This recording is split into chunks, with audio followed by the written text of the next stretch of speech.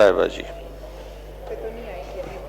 بسم اللہ الرحمن الرحیم رب اشرح لی صدری ویسر لی امری واحلل عقدۃ من لسانی یفقہوا قولی۔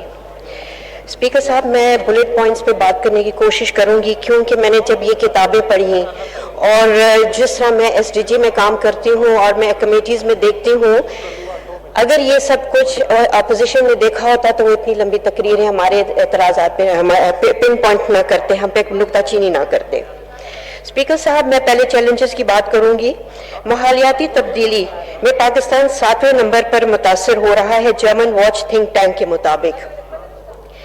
تیزی سے بڑھتے ہوئے درجہ حرارت، گلیشیئرز کا پگھلنا، پانی کی کمی، صنعتی آلودگی، اسموگ، سی انٹروفیوژنز وغیرہ وغیرہ۔ کرونا کی وجہ سے معیشت کو 10% نقصان ہوا، 101 ٹریلین روپیز کا نقصان ہوا، 7.15% ملین لوگوں کو روزگار سے ہاتھ دھونا پڑا، 33.7% اضافہ ہوا غربت میں۔ ترمیم کے بعد ہر سال 4.4 ملین آبادی میں اضافہ ہو رہا ہے، جو کہ غربت کی سطح میں تیزی سے اضافے کی سبب بن رہا ہے۔ ہائی واٹر رسک ملک میں پاکستان کو 14 نمبر پر قرار دیا گیا ہے۔ پانی ذخیرہ نہ کرنے کی وجہ سے پانی کی قلت، بجلی میں بحران وغیرہ ماضی کے 1990 کے غلط پالیسیوں کی وجہ سے اب گردشی قرضوں کے جنم دینے کے سبب بن رہا ہے۔ ماضی کی حکومتوں کی بہترین کرپشن کی تحفے ہیں جو 2008 میں 161 بلین سے شروع ہو کر اب 2300 بلین روپیز ہو چکا ہے۔ آئے دن مخالفین کی حکومت کو گرانے کی کوششوں میں لگے رہنا اندرونی مسائل کی وجہ ہے، لیکن بیرونی مسائل بھی بہت ہیں جن کا میں آج ذکر نہیں کروں گی۔ جناب اسپیکر صاحب، آج میں ایس ڈی جی کو نظر میں رکھتے ہوئے حکومت کی کارکردگی کے اوپر بات کروں گی۔ میرے نظر پہ، اور آج میں جب عوام سے بات سنتی ہوں، ان کی نظر میں ہمارے پرائم منسٹر صاحب پاکستان کے لیے ایک مسیحا بن کر آئے ہیں۔ ایس ڈی جی نمبر 1 نو پاورٹی، جو کہ 18ویں ترمیم میں آتا ہے، حکومت کے اساس پروگرام جس میں 60 سے زیادہ طرح کی غربت کو نپٹنے کے لیے پالیسیز بنائی گئی ہیں، جس میں سستے گھر کی پالیسی، کاشتکاری کو ہم اس میں لے کر آئیں گے، کاشتکاری کی ریوائیول ہے ملک میں اور دوست ممالک میں نوکریوں کی دستیابی، اے وی آئی ٹی سے 63 قسم کے ہنر سکھانے کی ٹریننگز، بینکوں سے سود سے پاک یا کم شرح میں سود پر لانگ ٹرم قرضوں کی بات ہے۔ اسلام آباد میں اگر آپ آج نکلے چھوٹی مارکیٹوں میں تو جو ریڑے باندھ تھے، جو کہ ہر وقت سی ڈی اے سے کبھی ڈرتے پھرتے تھے اور کبھی ان کو دکاندار بکاتے تھے، آج ان کے کارٹس کھڑے ہیں، حسن میں بھی خوبصورتی میں بھی اضافہ ہوا اور وہ لوگ آج سر روزگار ہو گئے ہیں جو ایک ریڑھی چلایا کرتے تھے۔ وہ ہمارے جو ہے ٹیکس میں بھی اضافہ کر رہے ہیں، کیونکہ وہ 2000 روپے سی ڈی اے کو وہ بہانہ دے رہے ہیں ٹیکس۔ اس کے بعد نو ہنگر کی بات کروں گی۔ اسپیکر صاحب کے میں شکریہ ادا کرتی ہوں، منسٹر سید فخر امام صاحب اور شندانہ گلزار صاحبہ کو بھی میں خراج تحسین پیش کروں گی، پھر سینیٹر ثانیہ رشتر صاحبہ کو بھی میں خراج تحسین پیش کروں گی، جو انہوں نے اس غربت ہٹانے، بھوک کو ہٹانے میں جو پالیسیاں بنائیں بڑی محنت کر کے 2 سال میں، اب وہ پالیسیز حکومت نے اٹھا لی ہیں۔ کاشتکاری کو دوبارہ زندہ کرنا، اناج، مویشی، مچھلی، مرغی وغیرہ کو راغب کر کے نئے پالیسیز بنا کے ان کو واپس دائرے میں لے کر آنا، نئے طرز کے کاشتکاری کی ٹریننگز، مالی امداد وغیرہ، امپورٹ کرنے والی جو خوراک پاکستان میں ہم امپورٹ کرتے تھے ان کو پاکستان میں اگانے کی بات ہو رہی ہے۔ فوڈ ایگریگیشن کے ذریعے اضافی خوراک کو محفوظ کرنا، سٹوریجز کو فراہم کرنا، انتظام کرنا اور مارکیٹنگ کرنے میں مدد دینا، منڈیوں کو جدید سہولتیں مہیا کرنا اور وغیرہ وغیرہ پروگرام کا حصہ ہے۔ زرعی مشین میں بلا سود قرضے دینا اور ان کو مشینوں کے لیے حاصل کرنے کے لیے ان کو مدد کرنا، بیج، کھاد، پیسٹیسائیڈ وغیرہ میں سبسڈی دینا، کارپوریٹ فارمنگ کو فروغ دینا، کم آمدنی والے جو ہمارے راشن کارڈز ہیں، جو کم آمدنی والے ہیں ان کو راشن کارڈ دیا جا رہا ہے تاکہ وہ سبسڈائز خوراک حاصل کر سکیں اسٹوروں سے۔ لنگر خانے، فوڈ ٹرکس، سٹنٹنگ کے لیے پالیسیاں، زچہ بچہ کے لیے خوراک کا انتظام جیسے پالیسیاں بنائی گئی ہیں اور بجٹ میں ان کے لیے مخصوص رقم فکس کیا گیا ہے۔ ہیلتھ کی بات کروں، میں اس میں بہت مختصر بات کروں گی کیونکہ اس میں نوشین حامد صاحب جو ہماری پارلیمنٹری سیکرٹری ہیں وہ بولنا چاہتی ہیں۔ میں مختصر بات کروں گی کہ ہماری جو ہیلتھ کارڈ ہے وہ تقریباً KPK میں 100% ہو گیا اور شناختی کارڈ ہیلتھ کارڈ کا درجہ رکھتا ہے۔ ہمارے باقی صوبوں میں بھی اس کو انٹروڈیوس کیا جا رہا ہے۔ اس کے بعد اگر کووڈ-19 کی بات کروں تو دنیا ہماری مثال بنا کے بتاتی ہے کہ پاکستان سے سیکھو۔ اسلام آباد کے اگر آپ اب آج اسپتالوں میں جائیں، پیمز میں، پولی کلینکس میں، وہاں کی جو ہوا کا ہوا بدلا ہوا ہے ماشاءاللہ۔ اب ہمارے مالدار لوگ جو پہلے پرائیویٹ اسپتال میں جانا چاہتے تھے آج وہ بھی ان ہسپتالوں میں آ رہے ہیں۔ زچہ بچہ کے لیے جو خاص پالیسیاں بنائی گئی ہیں ان کو سٹنٹنگ کو ختم کرنے کے لیے، اس کے اوپر بھی بلٹ پوائنٹس ہم لوگوں کے جو ہیں وہ بہت سارے ہیں۔ ڈاکٹر نوشین حامد اس کے متعلق زیادہ سے آپ کو تفصیل بتائیں گی۔ کوالٹی ایجوکیشن کے اوپر بات کروں گی۔ یہ میری SDG کی پالیسیز کے اوپر میں بات کر رہی ہوں، جو SDG گولز جو ہم نے 2030 کے لیے سائن کیا ہوا ہے اس کے امبریلا کے نیچے حکومت کیا کچھ کر چکی ہے۔ 18 سال بعد اسلام آباد میں نئی سکولز اور کالجز بن رہی ہیں۔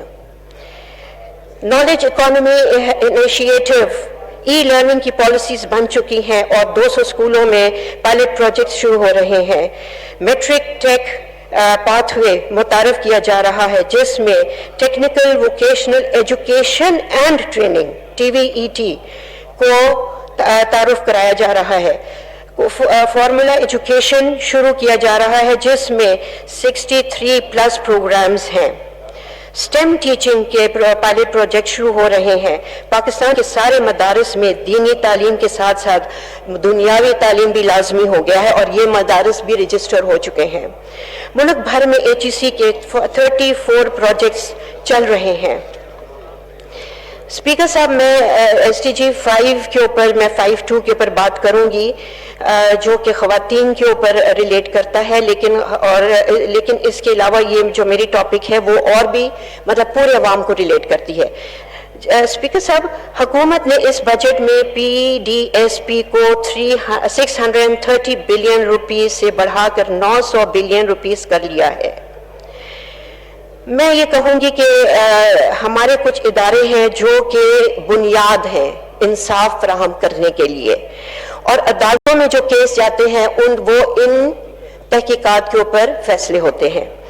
قانون نافذ کرنے والے کچھ ایجنسیوں کے اوپر میں بات کروں گی۔ میری یہ تجاویز ہیں حکومت کے لیے کہ تربیت اور جدید ساز و سامان سے لیس کرنے کے لیے خصوصی ترقیاتی فنڈ مختص کیا جائے۔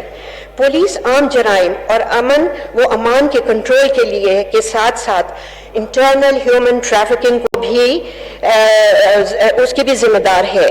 پولیس کو فوجداری مقدمات کے لیے تفتیش کے لیے پچھلی حکومت سال 400 سے 500 روپے فی کیس کے حساب سے پیسے دیے گئے تھے جو کہ 3.5 ملین روپیز بنتے ہیں، اور مقدمات کی تعداد تھی 8746۔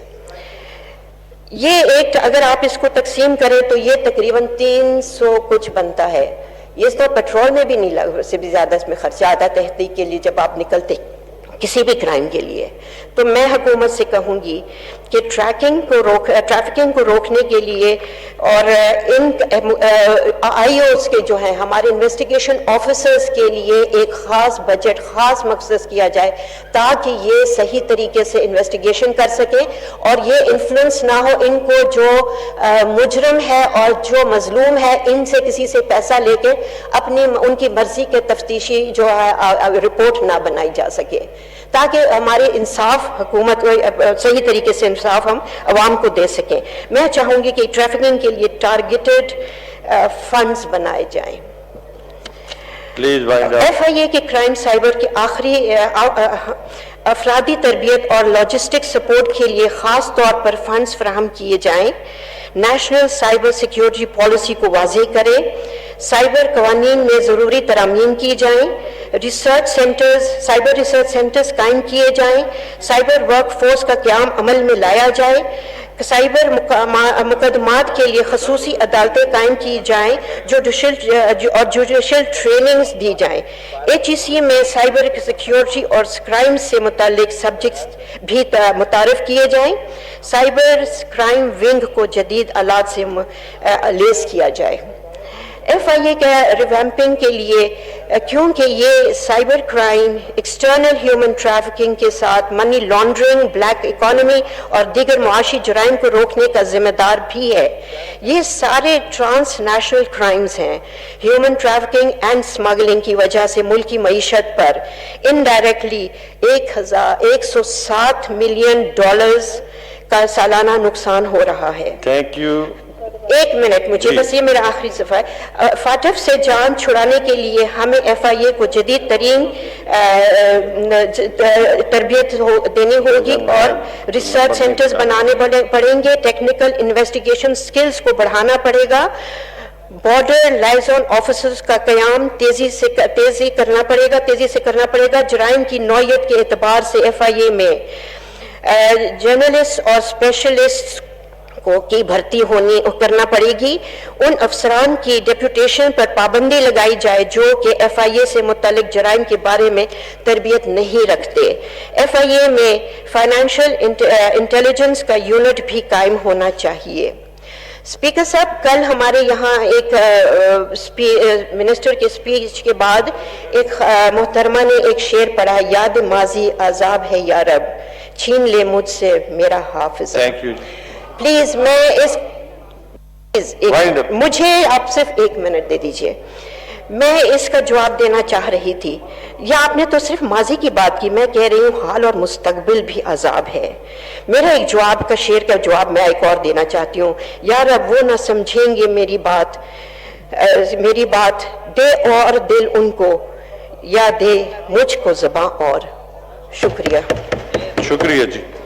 जी जनाब मोहतरम चौधरी इफ्तिखार नज़ीर।